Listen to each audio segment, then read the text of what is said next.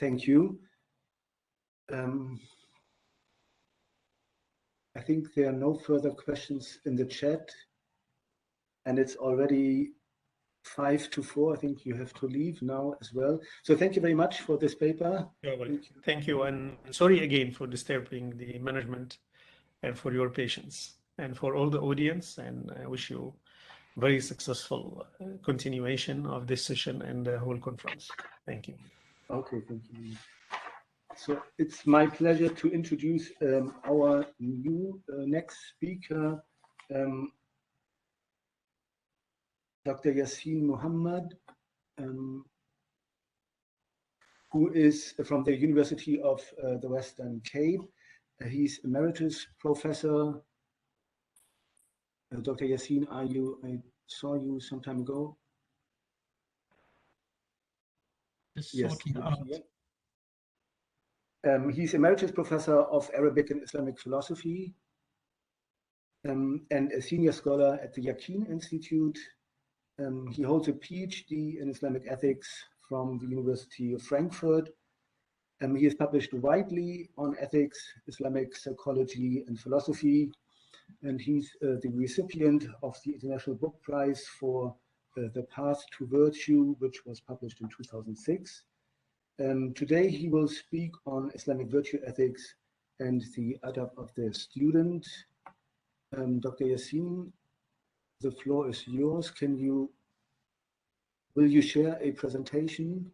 Yes, I am just setting up to share one page. Great. So I'm just. We do hear you. Am I audible? Yes, Am I yes. audible? Yes, you are. Okay.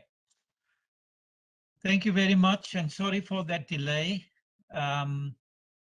First of all, assalamu alaikum and good afternoon to everyone. I must thank you for the invitation to this important conference and opportunity to share my paper on the adab of the student in Islamic virtue ethics. Islamic virtue ethics, as you know, is not so much about the ethics of action as it is about the ethics of character. Now, the word adab may be translated as etiquette, but etiquette is not quite accurate translation for adab, because it suggests that we are only concerned about outward behaviors of how we sit and how we dress and so on. Whereas adab, in our context here, it's more than just outward behavior. It provides the fertile ground or fertile soil for the cultivation of the virtues. It is the foundation for the development of character itself. So the focus of my paper is on the adab of the student. We have the adab of the physician. We've just heard about that now by the previous speaker. We have the adab of the teacher, but we are focusing here on the adab of the student. But as I say, we are not going to discuss specifically certain etiquettes, such as how to sit in front of the teacher, how to greet the teacher. What I am doing is to present the broad principles of conduct. What are the broad principles of etiquette?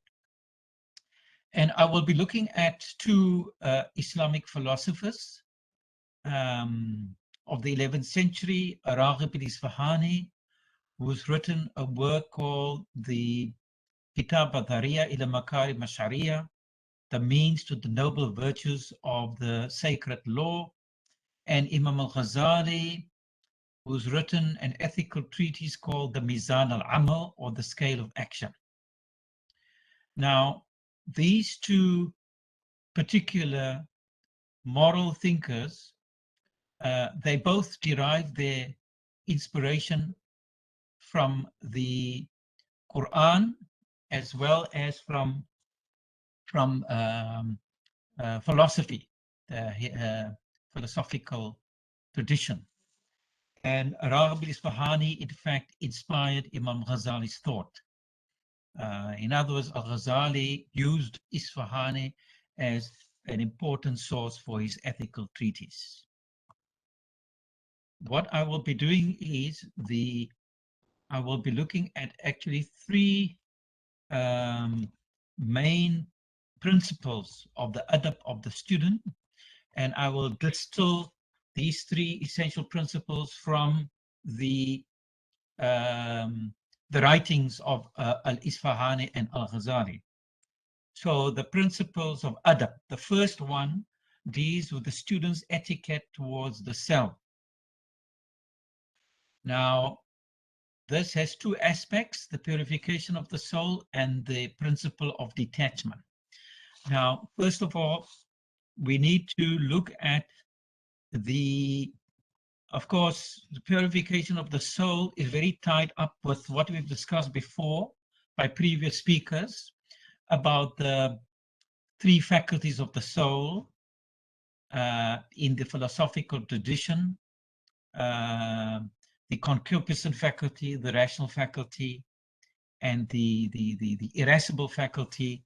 And the balance of these three faculties lead to the four cardinal virtues. So this is also important for Raghib al-Isfahani and Imam al-Ghazali. They have all appropriated this particular philosophical paradigm, which is a good modern application or implication for how we should approach knowledge, and to see that these philosophers were open-minded to knowledge, and they've integrated it within the Islamic worldview, but not following them blindly. Now, al-Isfahani states that the first duty of the student is to cleanse the soul of vices as soil is cleansed of weeds.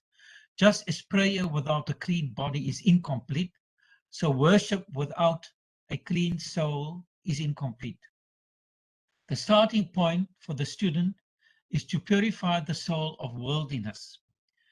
The tradition or the hadith that religion has been built on cleanliness not only connotes cleanliness of the body, but also the soul. Also, the hadith states, the angels do not enter into a house where there are dogs. This refers to both the dogs of the physical house and the metaphorical dogs of the spiritual house, which is the heart. Unquote. The student, according to al-Isfahani, must be concerned with both a clean body and a clean soul. Their soul should be purified of vices such as anger, envy, and animosity.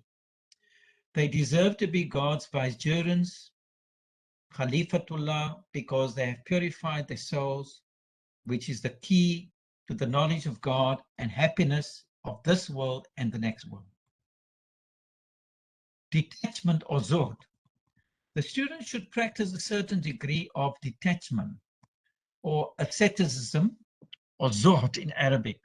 This is crucial for the cultivation of virtues and sincere devotion to God. It is ironical that attachment to the things of this world is part of human nature, and yet we are expected to be detached from the very things that we like. Now, this is possible provided that the things that we like in this world should communicate something of God and should therefore not alienate us from Him. We should also know that the joys of this world are of limited duration compared to the unlimited happiness in the hereafter. God reminds us of the ephemeral nature of this world in the following verse, Quranic verse. Know that the life of this world is but play, diversion, ornament, mutual boasting among you, and vying for increase in property and children.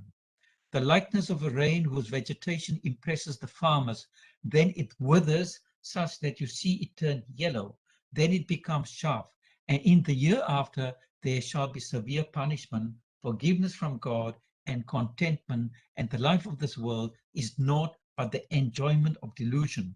Quran chapter 57 verse 20. The life of this world with all its fortunes are but a distraction and diverts us from our main focus of devotion to God. This is a recurring theme in the Quran. We are blessed with the fortunes of the world and they are meant for us to enjoy. The Quran does not call for extreme asceticism where we draw from the world and do not benefit from the bounties of God granted us. Al-Ghazali felt the need to pursue knowledge not for wealth or fame, but to please God and practice religion with sincerity. I mean, as you know, Al-Ghazali went through a moral crisis where he felt that he was doing things out of pride and fame and not out of sincerity. Al-Ghazali said, you should occupy yourself with the meditation of the core of your being and recognition of the attributes of the self, relinquishing the attachments of this world and purifying yourself of its blameworthy disposition. Unquote. This is in consonance with God's exhortation to practice religion with sincerity, stating they are not commanded but to worship God, devoting religion entirely to Him as Hanifs. 9150. The term Hanif means aversion to idolatry and sincere inclination to believe in one God, or Tawheed. The second etiquette is the student's etiquette towards the teacher. The essential condition for the moral training of the student is the recognition of the educator's authority, whether it be a parent or teacher. If the child learns obedience from parents early, it will then become easy for the child to be obedient to the teacher at a later stage. Now, the obedience to the teacher, students should not be arrogant, but modest with their teachers. They should trust their advice as a patient who trusts the prescription of a physician. They should honor and serve them. Students should be receptive to teachers as the soil is receptive to rain. How else would they benefit from the teacher's knowledge? Students should follow the advice of the teacher with patience, even if the teacher is mistaken. God's pious servant, that is Khidr, told his student Moses to be patient. He said, "Indeed, you will never be able to have patience with me," unquote.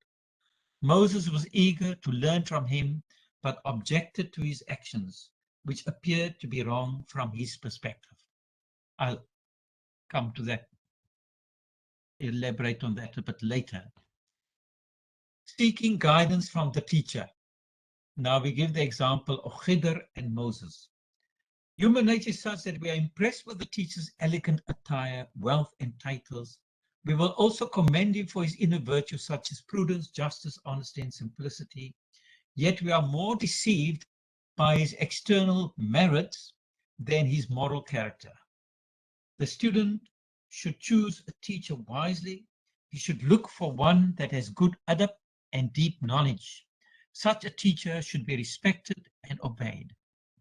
However, Moses did not keep still or wait for an explanation, but questioned Khidr. But Khidr was divinely instructed. Moses did not realize at that time, and so reacted in a manner that seemed disrespectful. But Moses acted in the spirit of the Quranic injunction. فَاسْأَلُوا أَهْلِ ذِكْرٍ.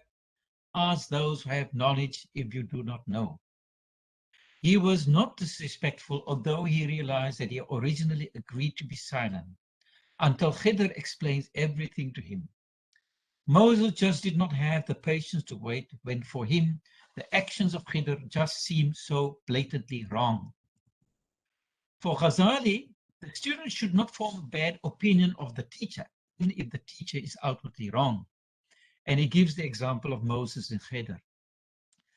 While violating the Sharia was permissible for Khidr, who is widely assumed to be a prophet, it is not permissible for those pseudo-Sufi sheikhs to apply the example of Khidr to themselves, as they have no divine authority to violate the revealed law.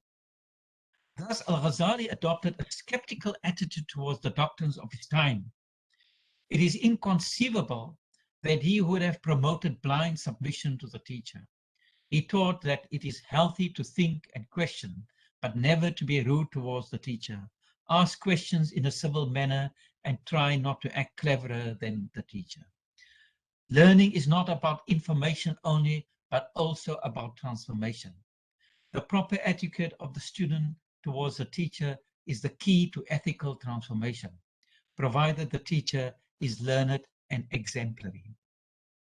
Number 3, the student's etiquette towards knowledge. This section will deal with 4 aspects relating to our attitude towards knowledge. The importance of being aware of the gradation of knowledge, the importance of mastering a particular discipline, the importance of judging the value of a particular discipline by its fruit, and the importance of having respect for all disciplines. Respect for the gradation of knowledge. The student should study the basics first before proceeding to an advanced level of knowledge. Whether the knowledge is scientific or religious, it should be directed towards the knowledge of God. Imam al-Isfahani states, and I quote, "A person should not study a new subject until he has enough knowledge of its foundations, for a flood of jumbled information can confuse him and hamper his understanding. When God speaks of, quote, those to whom we have given the book and they read it with due sincerity and commitment, 2:121. He refers to those who are sincerely committed to the mastery of an art or science, theoretically and practically. They would only proceed to the next level of study if they have mastered the previous level. The student should give priority to what is most important and proceed to the next level of knowledge. The goal of all sciences is the knowledge of God, but knowledge must follow action.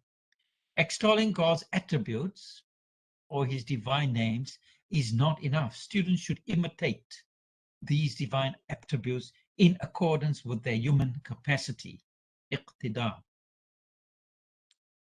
An example of generosity we can give that often in the adhkar, we would recite, Ya Kareem, O generous one, O generous one.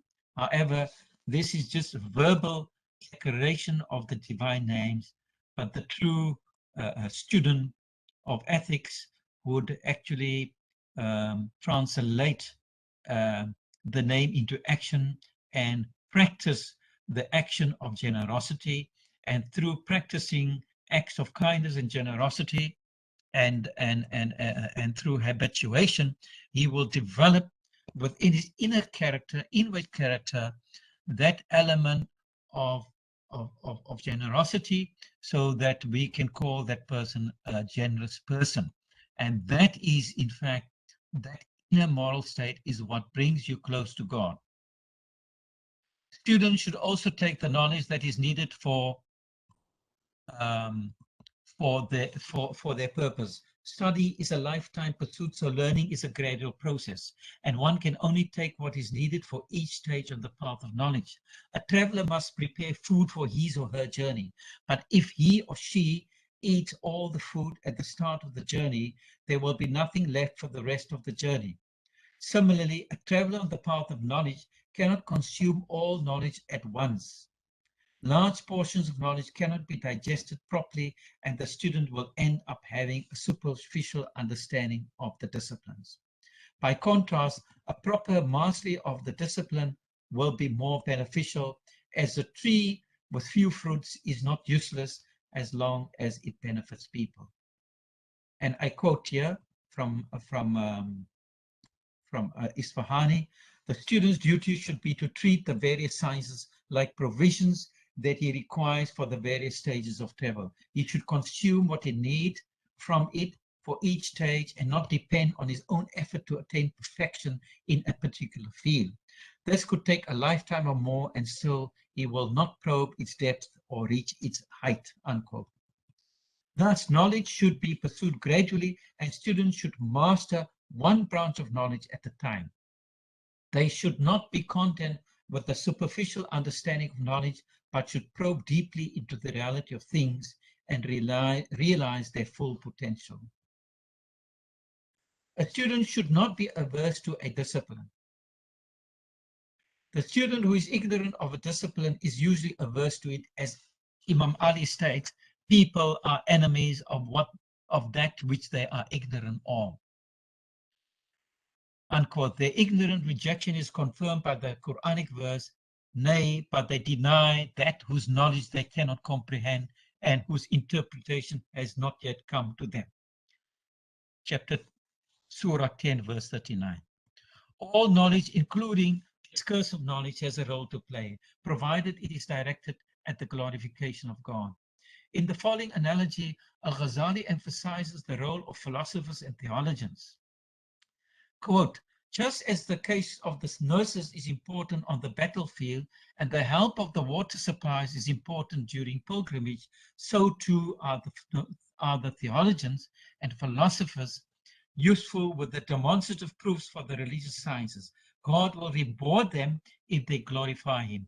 Highest in the glorification of God are the prophets, followed by the saints, and then the scholars, and then the pious who follow them, unquote. To conclude, Al-Ghazali adopted and adapted Al-Isfahani's 10 duties of the student. He systematized and elaborated upon them in the scale of action, where he expounded on Sufi ethics as the path to the intuitive knowledge of God. I have condensed the duties of the student into 3 main principles of etiquette: the etiquette towards the self, the etiquette towards the teacher, and the etiquette towards knowledge. Thus, the starting point for attaining the intuitive knowledge of God is the purification of the nafs, or the soul. This is the etiquette or the adab towards the self.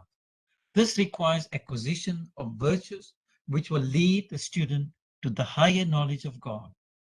The Islamic ethicists of the 11th century conceived of education as a means for moral formation of the individual and the society. I've outlined the 3 main principles of etiquette of the student, which are important for the cultivation of the virtues. Thank you. Thank you. Thank you very much for this wonderful talk. We will continue thinking and discussing about this with our next speaker. Let me introduce him, and perhaps you can start the video. Our final speaker is Shafiq Krier from Morocco. He's a member of the Educational Supervisory Board for Philosophy at the National Ministry of Education. He holds a degree in philosophy of religion and is currently working on a PhD project at the University Hassan II in Casablanca, with a Fulbright Fellowship at Vanderbilt University, and the topic of this research is ethical autonomy in Islamic thought and philosophy. He has published widely in the fields of ethics, philosophy of religion, critical thought, and how to teach philosophy. And today he will speak on the new curriculum of Islamic education, Tarbiyah in Morocco. Dr. Shafiq, can you please unmute yourself?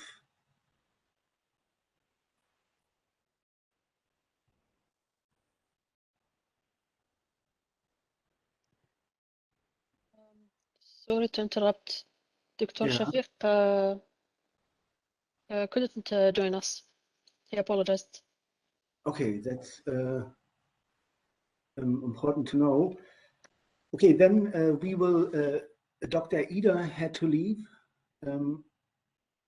So did Dr. Muhammad. So we are basically, we have like now 20 minutes, 30 minutes for questions on the paper by Yasien Mohamed. Since basically the other panelists have left. And yes, I should have announced that before. I didn't know that we only have 3 speakers. So are there any questions on the paper just heard the etiquette, the adab of the student. You can either raise your hand or ask the question through the chat. We'll see if there's already a question.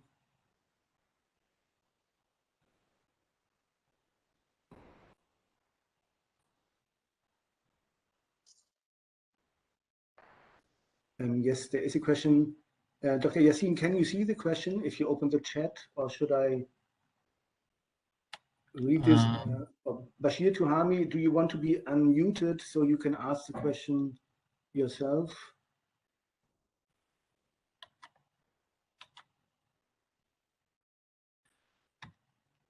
I'm trying to see where the question is.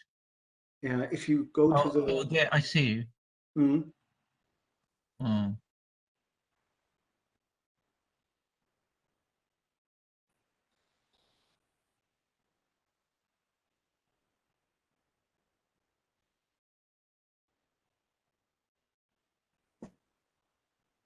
Yes, he's got here the book of Imam al-Ghazali, put 4 pillars of the literature of the learner in it. It is from his book, Ayyul al-Walad.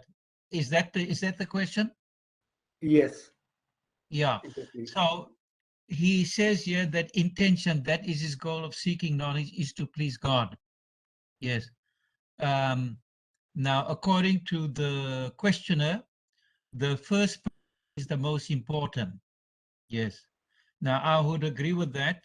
We are, because first of all, Ayyul al-Walad is a work by Imam al-Ghazali.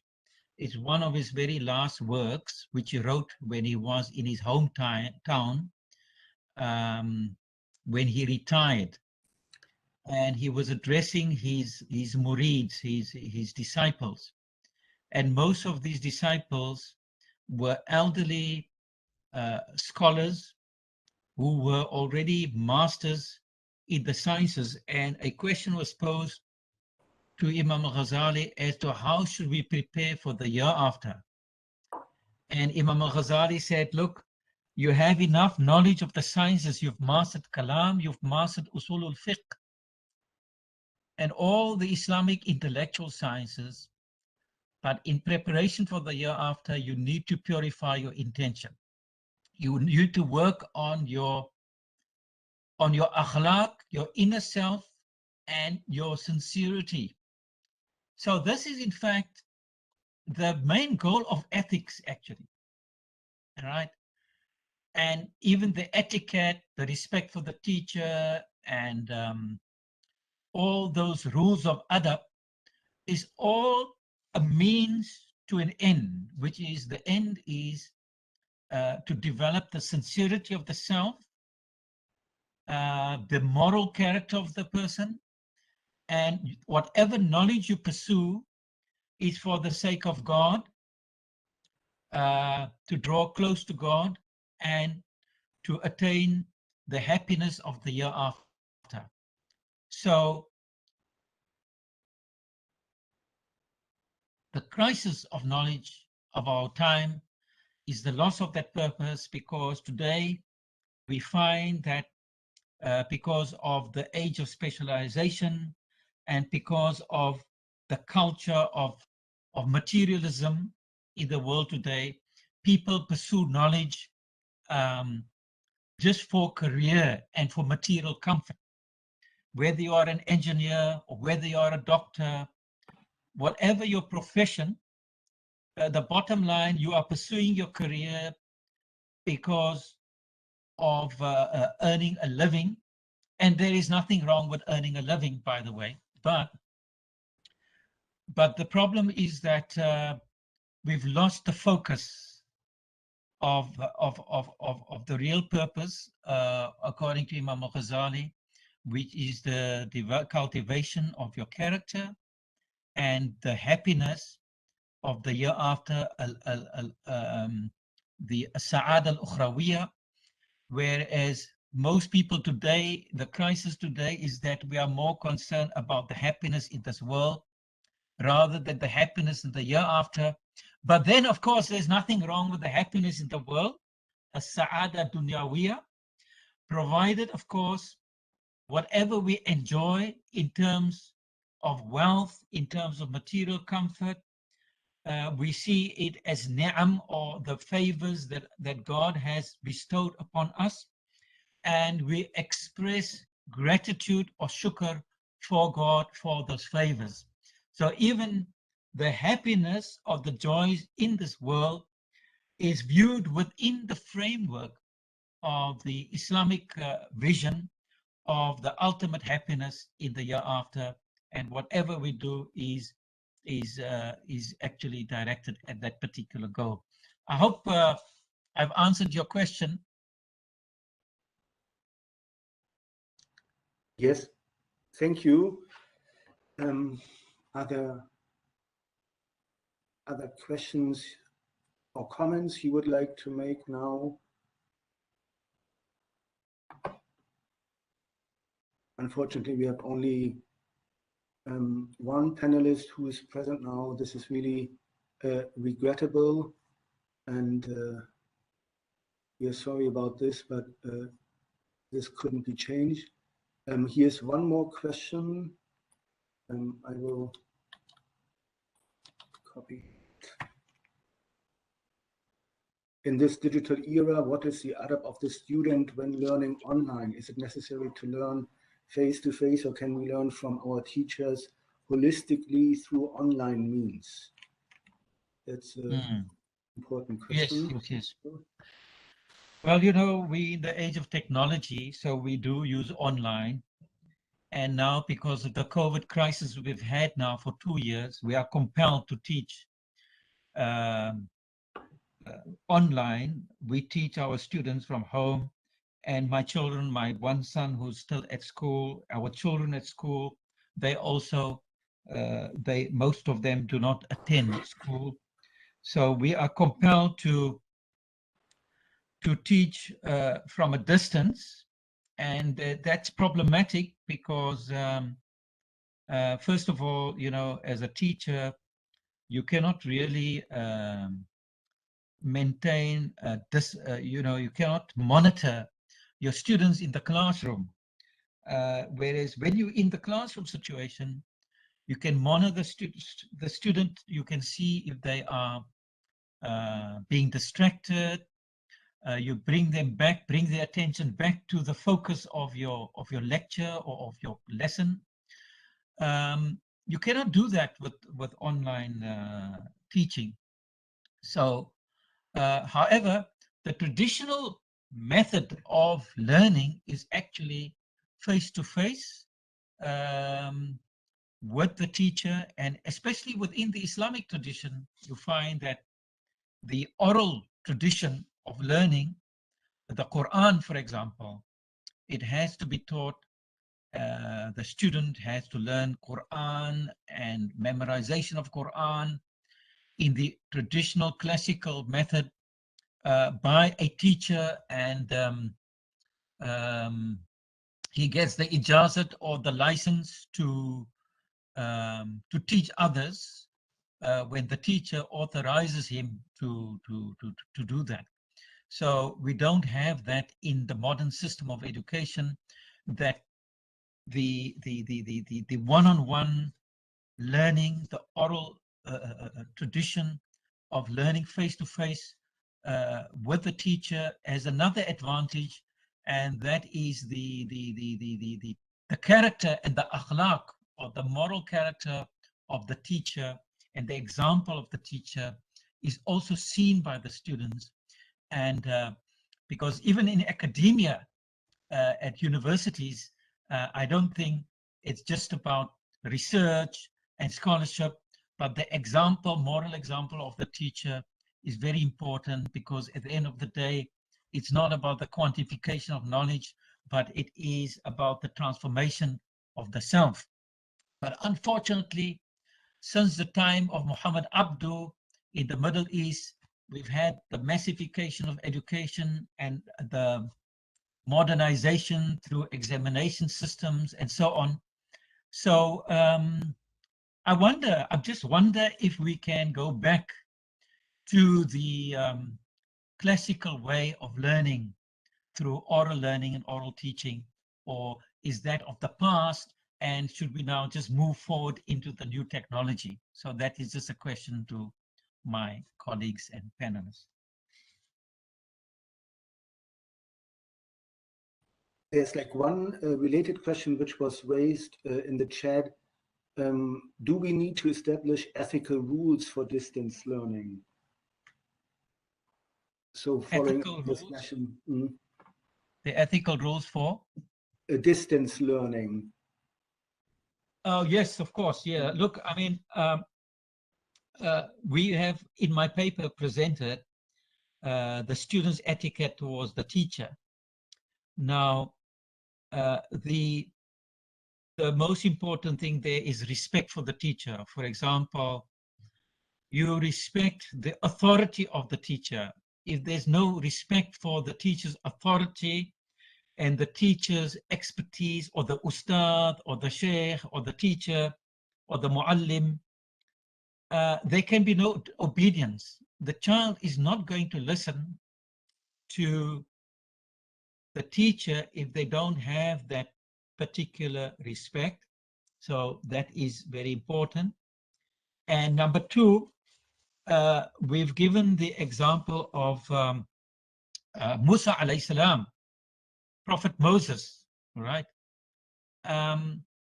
He was at the time the most knowledgeable in his field, especially in the area of exoteric knowledge on fiqh and Islamic law and so on. But he was informed that there is a person that's more knowledgeable than what you are in the esoteric sciences. And immediately, Prophet Moses was eager to meet Khidr, this person who has more knowledge in the esoteric sciences. So that signifies his humility. The student should have humility. That's part of the adab. The student should have respect for the teacher. The student should have eagerness for knowledge. The student should make sacrifices for knowledge. In the case of Prophet Moses, he traveled to the two seas, Maraj al-Bahraini, looking for this particular knowledgeable person, Khidr. Maraj al-Bahraini, that is actually where the two seas meet. We have that in Cape Town, so the Atlantic Ocean and the Indian Ocean. So one day when you come to visit, you are welcome.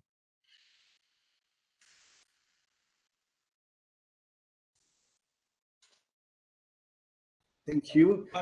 But maybe I did not answer, sorry, I didn't answer your question fully. I forgot, my mind drifted. I think you were talking about online etiquette. That's right, ethical rules. That was a question which was asked from one of the attendees. Yeah, I think, you know, a good simple etiquette when you do online teaching, you first, you know, you tell your students, greet them, make contact with them, and then tell them to put off their phones and not to have any distractions. And because you see, you know, that is also very important. We must lay the ground rules for how we teach online, you know. But the bottom line is, again, respect for the teachers. Unfortunately, we have a lack of discipline in the schools nowadays. You find that there's escapism. Many learners, they put on their phones and they're pretending to be present online, but they are doing other things. And the teacher thing will mark them present. Whereas, I mean, they may be watching, talking to their friends, not really listening. And that's the disadvantage, whereas in a classroom situation, they can't do that. There are many questions which concern the fact that so much teaching takes place now online. Do you want to perhaps like make a more general comment upon like how this affects the fact that so much has moved into virtual space. How does this affect the basic reflections on the adab of the student? Yeah. How does it reflect upon the? So you have presented like these theories on the adab of the student, and what changes now today, given that so often teaching takes place online? How much of a, is this a really important factor of change or not? Perhaps you could say something about this. It's a big change, because the traditional classical Islamic approach has been the oral tradition, and we still have it up till today. But that is now being further sidelined because of the online teaching, And with online teaching, when we're talking of ethics, you do not see the character and the akhlaq of the teacher, because the teacher's character, and that's also what Imam Ghazali mentions in the Ayyul Walad, a very important. He actually gives you several characteristics, qualities of the teacher. It's very essential for the transformation of the student. So we're missing that ethical transformation through online teaching, because it's fine, you can manage from the point of view of quantitative knowledge, but is just having a career, having a certification, that you are a doctor or engineer or whatnot, is that really the purpose of education within the Islamic ethical context of education? The purpose is much higher than that, which is to attain character and to attain knowledge of God. So I think that the difference now with this online teaching is, well, it has its benefits now, because many of the shuyukh, ulama can now have more access. Accessibility is a great advantage with online teaching today, which we never had in the past. Whereas your shuyukh and your ulama and your scholars, they can present the knowledge more widely, but the disadvantage is we do not have that personal connection, the interaction between teacher, between ustad and student, and not just ustad and student versus student, because we're also missing out on our fellow students, the group spirit. We're also missing out on those things. And all those things are important for your moral and complete development and personality and character as a student. Thank you for this response and comment, reflection. Are there any other questions now? As I said, we only have Dr. Yassin with us, so unfortunately, the other panelists have left. I don't know how the organizers want to proceed now, if there are no further questions. Thank you. Thank you, Dr. Frank. If there's no other questions, so we can take the break now and then start earlier. So I'm sorry that I mentioned in the session before that Shafiq is not going to attend, but I should have directed this to you directly, but it seems I forgot, so my apologies. So okay, so we can have just a break now, and we can come back at 5 o'clock to start the last session of this conference. Okay, good.